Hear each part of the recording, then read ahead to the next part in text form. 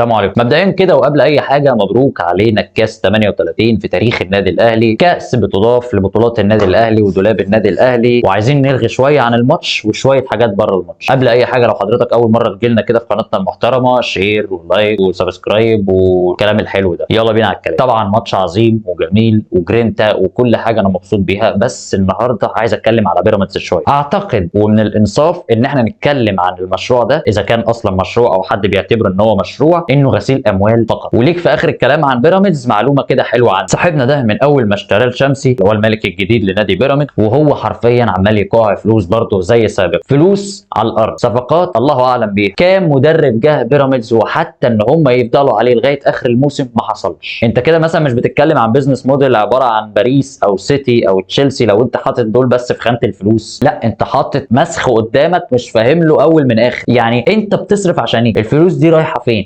ماشي، والله ينور، وانت وصلت ده تاني نهائي كاس، الله ينور.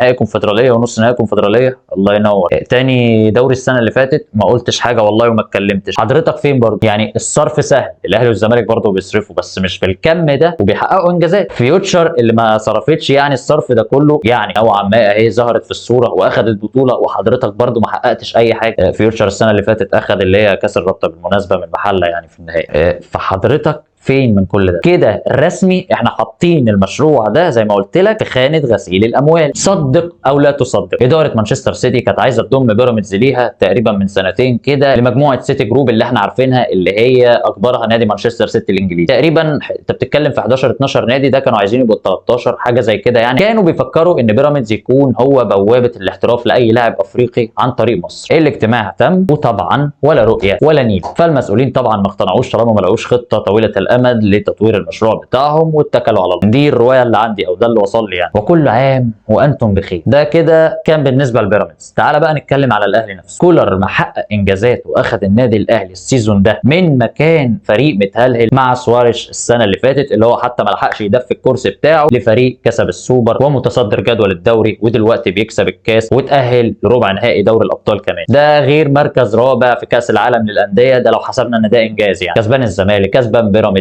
كسبان فيوتشر، كسبان الهلال السوداني. قد تكون السقطه يعني الوحيده في السيزون هي الخمسه بتاعت سان داونز، بس مش اشكال ولا يهم، انت مكمل يا معلم. ويمكن تكون ديت على فكره صفعه كده عشان خاطر تفوق. فكده الواحد يعني مع كولر الله ينور، محدش يقدر يتكلم نص كلمه. تعالى بقى لثالث حاجه. موسيماني عامل قلبان في دوري الدرجه الثانيه اللي موجود في السعوديه، او دوري يلو السعودي اللي هو دوري الدرجه الثانيه. يعني زي ما احنا عارفين موسيماني ماسك اهلي جده، الفريق المتهلهل اللي وقع السنه اللي فاتت من الدرجه الاولى اللي هو مكانه الطبيعي للدرجه الثانيه. موسيماني مستلم الفريق وهو في المركز السابع، بدأها تقريبا بتعادلين 3 حاجه شبه كده يعني، وهو مركز سابع. طلعت علينا الجرايد اللطيفه بتاعتنا وقالت ان خلاص الجماهير طهقت منه هناك وعايزينه يمشي، وموسيماني قوي. الراجل ولا سمع لهم ولا سمع لهنا ولا سمع للجماهير حتى هناك، وكمل فرم في المنافسين بعد كده. طول مدته هناك ما خسرش غير ماتش واحد بس، كسب اول الترتيب وكسب ثاني الترتيب، ولما ركب الترتيب كسب الثالث وكسب الرابع كمان. وحاليا هو في المركز الاول زي ما قلت لك. بالمناسبه اول 4 مراكز هم اللي هيتاهلوا السيزون الجاي ان شاء الله في الدوري السعودي. يعني خلاص بنسبه كبيره جدا موسيماني واهلي جده في دوري الدرجه الاولى السنه الجايه ان شاء الله. من هنا بقى لغايه ان شاء الله ما يتاهل، هنحاول ان احنا نعمل ان شاء الله فيديو كده سريع لطيف عن حياه الراجل ده، ونفهم هو جاب شهادته منين وايه اللي حصل، وكان مدرب فين قبل كده قبل الاهلي طبعا، ووصل ازاي الاهلي جده بعصاره الخبره دي كلها عشان يرجع فريق من الفرق العريقه هناك للدوري تاني. شكرا جدا لمتابعه حضراتكم، ومبروك الكاس زي ما انا بقول لكم. وما تنساش بقى في نهايه الفيديو كده لايك واشتراك والكلام الحلو ده لو انت اول مره تزورنا على قناتنا، وسلام.